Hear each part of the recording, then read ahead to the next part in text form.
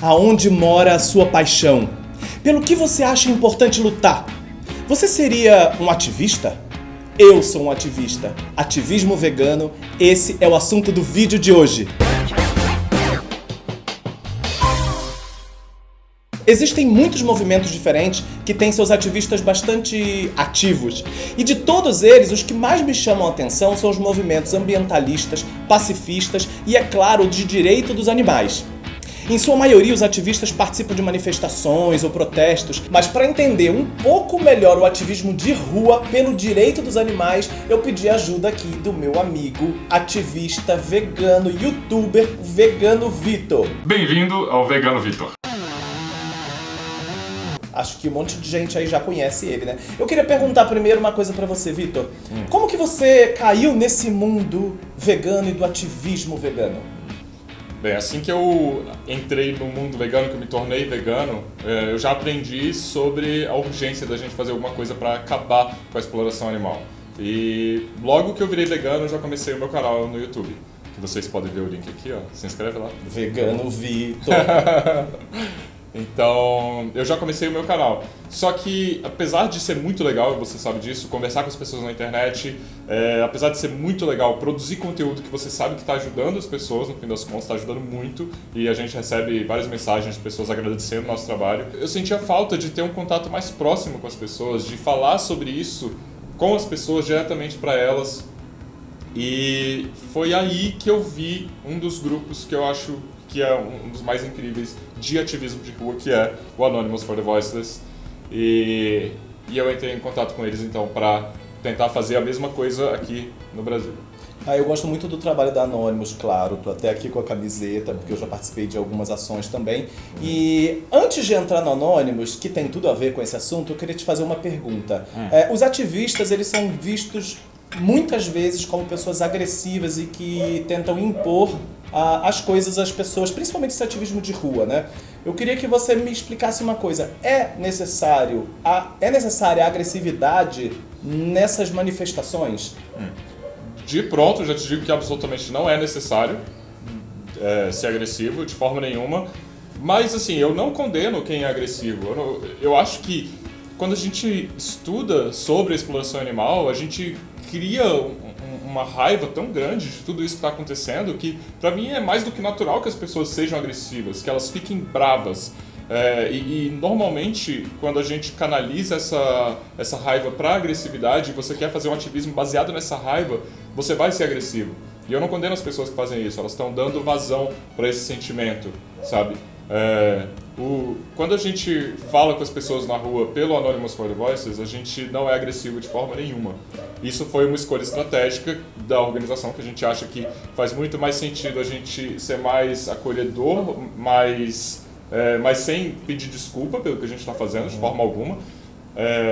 Só que de uma forma sempre muito, muito educada, de uma forma sempre muito paciente, muito calma. Então, a gente acha que essa é uma forma mais efetiva de fazer ativismo nos modos que a gente faz. Mas a gente está longe de criticar qualquer outra organização pelo trabalho que elas fazem, seja ele agressivo ou não. Eu até acredito que algumas pessoas precisam ouvir, algumas vezes, de uma forma um pouco mais... É que eu não gosto muito da palavra agressiva, incisiva, porque tem gente que só ouve dessa forma mesmo, mas eu acho que a maioria das pessoas ouvem melhor quando você fala com amor e com carinho. Mas isso depende muito do movimento, depende muito do ativismo, depende muito do ativista, depende muito de com quem você está falando. Claro. Agora eu queria entrar então no Anonymous mesmo. Explica só um pouquinho para as pessoas que não conhecem o que é a organização do Anonymous for the Voiceless, onde ela começou? Então, o Anonymous for the Voices é uma organização que surgiu em Melbourne, na Austrália, em 2016, em abril de 2016. Agora a gente está com um pouco mais de 2 anos de organização e eu entrei como voluntário no meio para o final de 2017 e agora a gente já começou em uma cidade em um país, a gente já está em mais de 700 cidades, em mais de 65 países no mundo inteiro.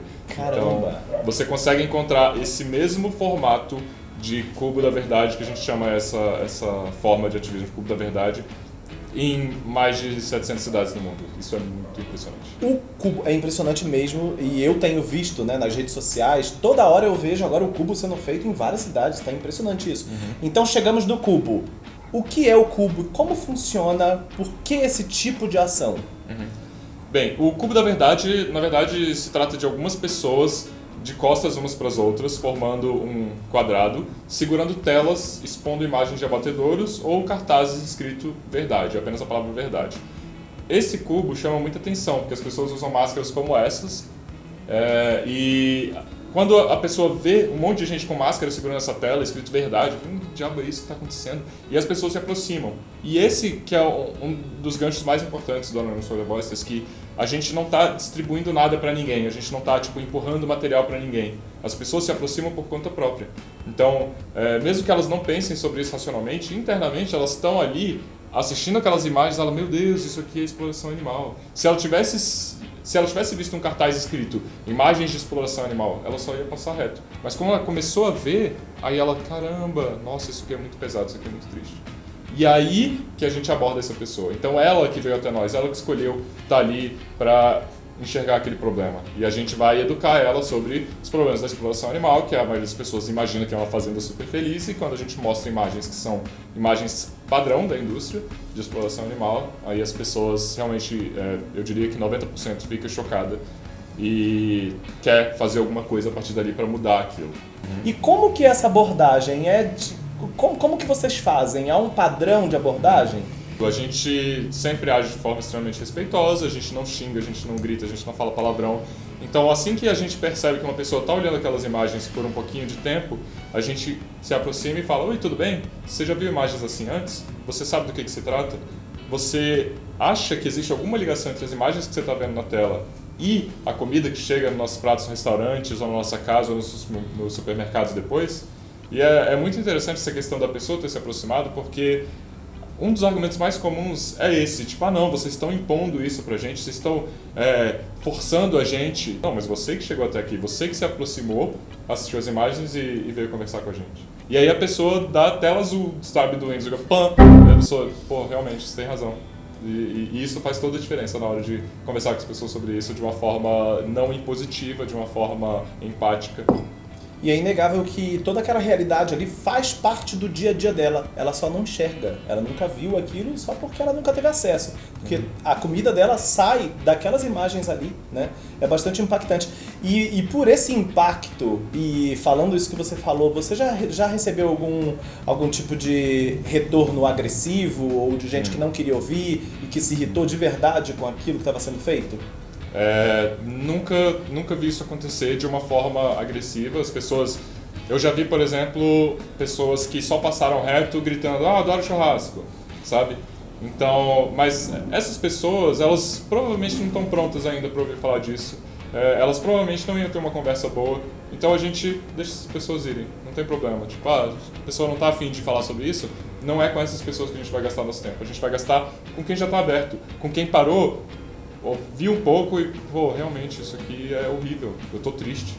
E é com essas pessoas que a gente consegue ter uma influência muito maior e um poder de mudança muito maior. Já teve uma pessoa que chegou uma vez, um rapaz, um cara novo assim, olhou umas imagens de porcos e falou assim, ele ficou olhando meio chocado, né? E aí quando eu perguntei pra ele: tudo bom, você já viu imagens assim? Aí ele: já, né? Aí eu: tá, o que tá acontecendo aqui na tela? Aí ele: bacon é vida, né? Aí eu falei, tipo, nessas horas, é claro que o sangue subiu, eu fiquei bravo, sabe? Mas eu me controlei e falei: bacon é vida de quem? E aí ele ficou tipo, sabe, completamente sem resposta, porque ele tá acostumado a falar bacon é vida e as pessoas, que engraçado. Mas quando alguém pergunta pra ele uma pergunta séria, tipo, bacon é vida de quem? Aí ele ficou tipo, sabe, não sabia o que falar. E aí eu consegui explicar pra ele, esse cara, por exemplo, ele falou: não, porque os porcos são mortos com injeção.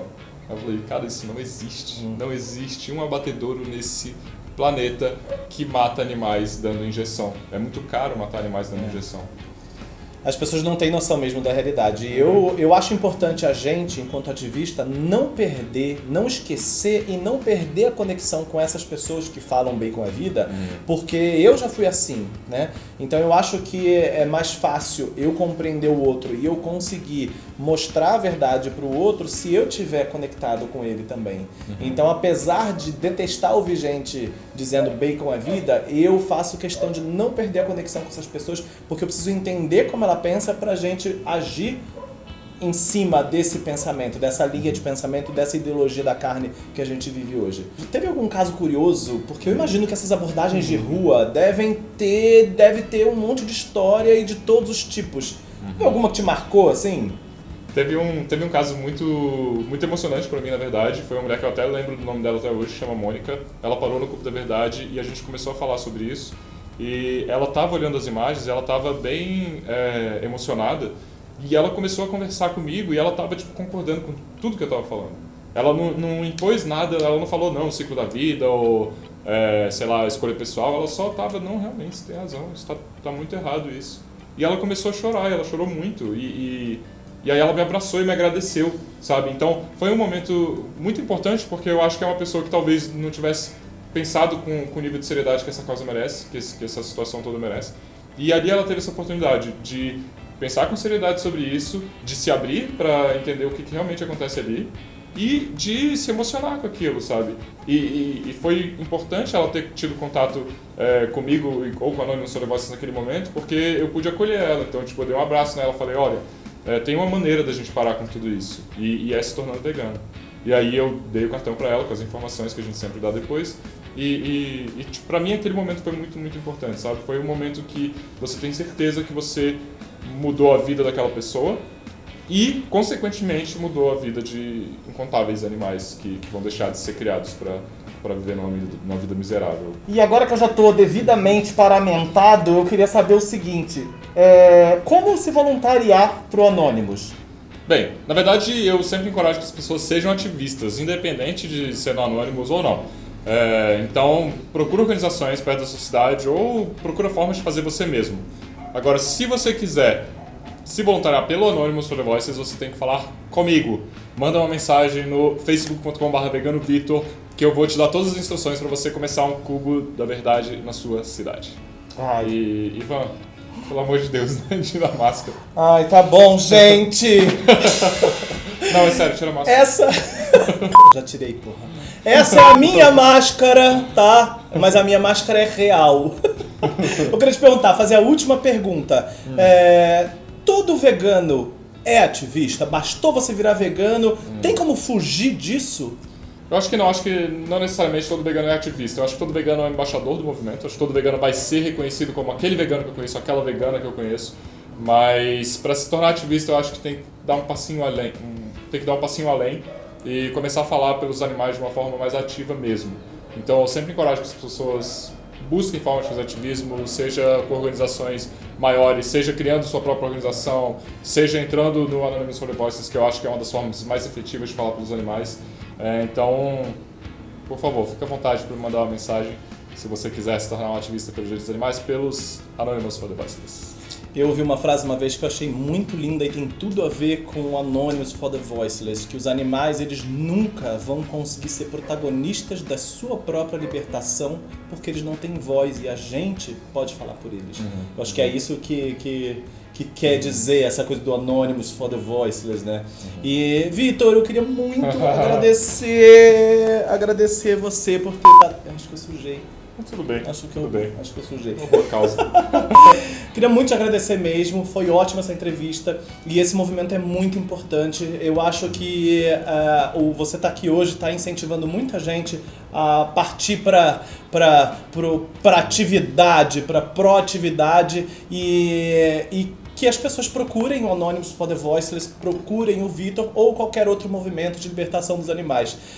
Não esqueçam de seguir o Vegano Vitor, o link está na descrição.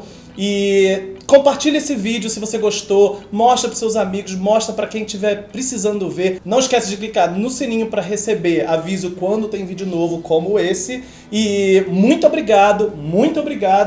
Até o próximo vídeo. Beijo.